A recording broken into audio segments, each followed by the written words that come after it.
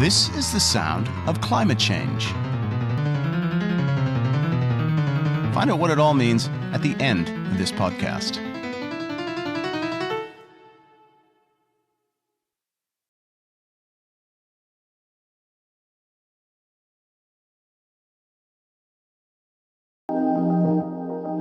Hi, I'm David Edmonds of the BBC World Service, and this is The Big Idea. I've found the most fascinating ideas around and the people who thought them up, and I'm going to do my best to explain them.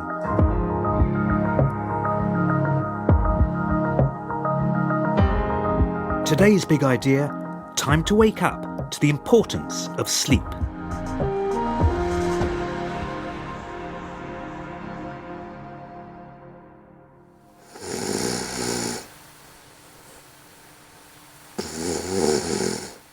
Matthew Walker researches how you spend around a third of your life. I'm a sleep scientist. Actually, one of the world's leading sleep scientists. At the root of sleep science lies a puzzle. All these hours lying down, eyes shut, oblivious to the external world. Why? Why do we sleep? It's not just that it seems a monumental waste of time. Sleep actually seems to be the most idiotic of all things that human beings could do. Because when you're asleep, you're not finding a mate, you're not reproducing, you're not caring for your young, you're not finding food, and worst of all, you're vulnerable to predation. So on any one of those grounds, sleep should have been strongly selected against. And in fact, it's once been suggested that if sleep doesn't serve an absolutely vital function, then it's the biggest mistake the evolutionary process has ever made. We talk about sleep as though it was one thing. In fact, there are several phases of sleep. In particular, there's an important difference between sleep that has and sleep that doesn't have rapid eye movement, REM. REM sleep is associated not just with eye movement, but other physiological changes, such as muscle relaxation and faster breathing. It turns out that when we go to sleep, those two types, non-REM and REM, will almost play out in a battle for brain domination throughout the night. And that cerebral war is going to be won and lost every 90 minutes and then replayed every 90 minutes. We tend to dream more during REM sleep. And as the night progresses, the short bursts of REM sleep lengthen.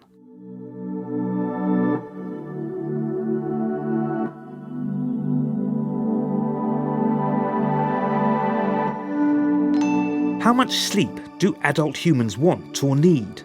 Well, one way to think about this question is to ask what would happen if humans were removed from all the stresses of modern life and allowed to sleep for as long as they wished. Exactly this experiment was conducted in Colorado in 2013. A group of people were sent camping. All their phones, watches and electronic devices were removed. There was no electric lights, nothing. You just had to subsume yourself in the natural rhythms of nature. And when they looked at this, they took them out in the winter. Those individuals were sleeping well over 8 hours a night. Managing 8 hours shut-eye is for me just a dream. And it turns out I'm not alone. There's evidence that in many parts of the developed world we're sleeping less and less. A poll in 1942 found Americans were sleeping just shy of 8 hours a night. Now, on a recent National Sleep Foundation survey, what they found was that the average adult in America was down to sleeping 6 hours and 31 minutes a night. In the United Kingdom, it was 6 hours and 49 minutes. Japan, perhaps the worst, down to 6 hours and 22 minutes. Only 10% of Japanese adults, according to this survey, were getting 8 hours or more. They're near the bottom of the sleeping league. States with no respect for human rights have long understood that depriving prisoners of sleep is a form of torture. But that's an extreme form of deprivation. Can cutting down sleep merely by an hour a night really harm us?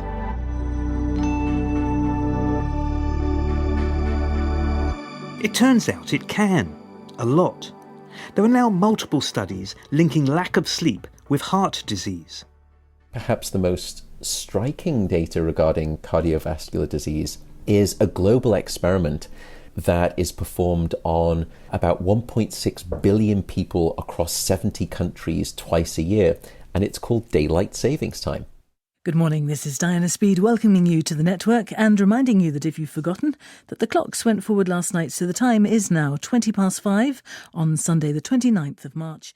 And today will be... Researchers have studied what happens in countries after clocks are adjusted in spring and autumn. What they found was that in the spring, when we lose 1 hour of sleep, there was a 24% relative increase in heart attacks the following day. Whilst in the autumn, in the fall, when we gain an hour of sleep, there was actually a 21% reduction in relative heart attack rates. When the clocks go forward and we lose an hour's sleep, there are also more hospital admissions and more car accidents. Reading through the long list of health risks associated with lack of sleep is enough to keep anyone awake at night. There's a statistical correlation between lack of sleep and some cancers, such as lung cancer and ovarian cancer. Lack of sleep is linked to diabetes and to infertility in both men and women. Those who watch their weight will be intrigued by the relationship between sleep and obesity, moderated through two appetite hormones. They are called leptin and ghrelin. Now, I know that for some people they may sound like hobbits, but they are real hormones. And leptin is the hormone that tells your brain, okay, you're full, you're satisfied with your food, you're no longer hungry, you don't want to eat anymore. Ghrelin does the opposite. Ghrelin actually says, no, you're not satisfied with your food, you're still hungry, please eat some more. And what they found is that if you start to experimentally limit individuals to just 4 or 5 hours of sleep a night for a week or more, those two hormones are disrupted. Specifically, you lose levels of leptin, which say you're full, and you increase levels of ghrelin, which says, no, you're not satisfied with your food, you should eat more. And then there are the cognitive effects, like on memory. You need sleep before learning to essentially prepare your brain, almost like a dry sponge, ready to initially soak up new memories. But you also seem to need sleep after learning to then consolidate and fixate those memories into the neural architecture of the brain. So you can almost think of it a little bit like hitting the save button on new memories. During sleep, we transfer memories from a more precarious, fragile zone to a more permanent storage site within the brain. It's almost as though during the day we're going around with a USB memory stick and we're acquiring all of these new files, and then at night we transfer them over to the safety of a hard drive. It also turns out that during sleep, we're able to reorganize information in the brain, rather as though we were putting together the components of an IKEA furniture pack. And when we wake up, eureka! Every language has a variation of the English phrase sleep on it, sleep on the problem. Dormi ci su. मैं उस समस्या को टालने वाली हूँ. Ранок покаже, що вечір не скаже. मैं इस मसले के साथ सोने लगी हूँ. La nuit porte conseil. Yeah, I think there's probably a reason that no one has ever told you to stay awake on a problem. There's both scientific and anecdotal evidence that during sleep you can solve problems, including the famous story about a 19th century Russian chemist. Dmitry Mendeleev was apparently gifted a dream where he finally realized how all of the elements in the known universe fit together into a logical order, and that logical order is what we call the periodic table of elements.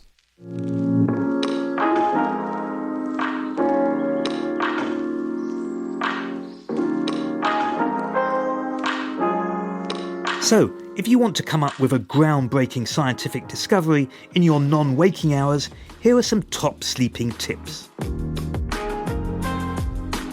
Go to bed at roughly the same time each night. Wake up at the same time each morning. Keep the room dark and cool. Don't drink coffee after lunchtime and, sorry, but cut down on the booze. If you're still not sleeping, don't just lie there, get out of bed, read a book, or better still, listen to another edition of The Big Idea. And only return to bed when you're sleepy. Because in this way you start to relearn the association that your bed is always the place of good sleep. You would never sit at a dinner table waiting to get hungry, so why would you lie in bed waiting to get sleepy? It turns out that it's not just the number of hours of sleep, but the rhythm of sleep that matters.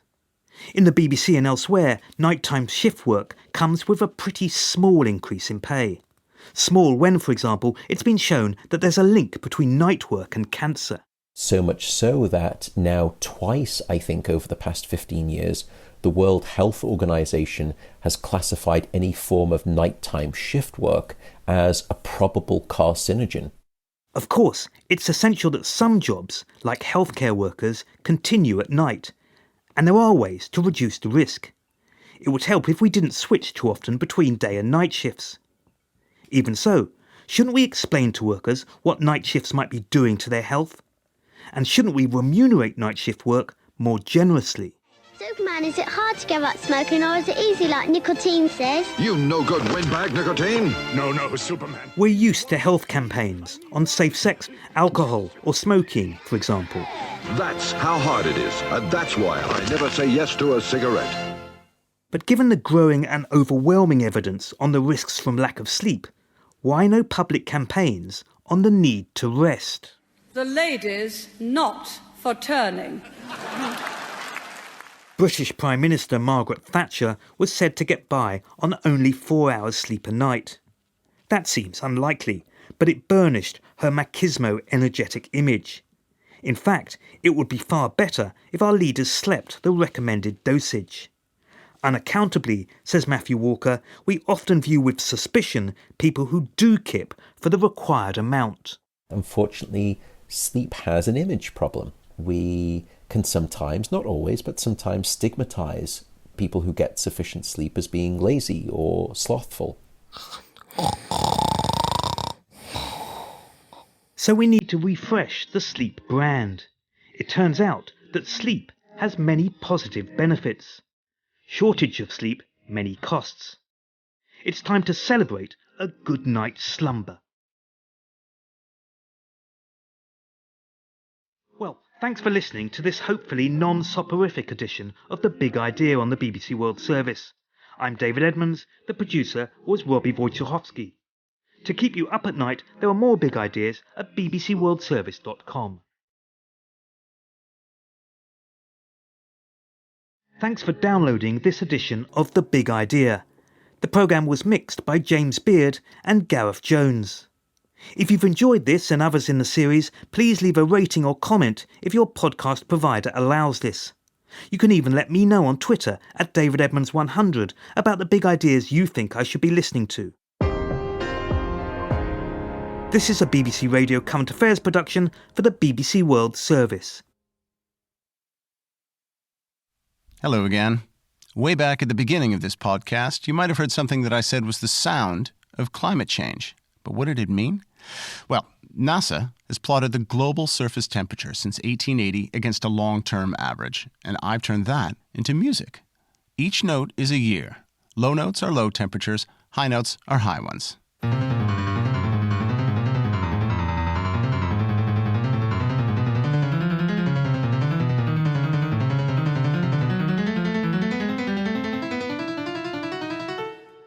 The Climate Question is a brand new podcast about the climate crisis from the BBC World Service. Every week we'll be asking questions like, why is it happening? What can we do about it? And what's holding us back from taking action? And this being the BBC World Service, we've got an amazing ability to get a truly global take on things. We'll be hearing from our journalists all over the world, finding out how the crisis is unfolding before their eyes. So that means we'll be right there with the people who are living through climate challenges. That's The Climate Question from the BBC World Service. Search for BBC Climate Question wherever you get your podcasts.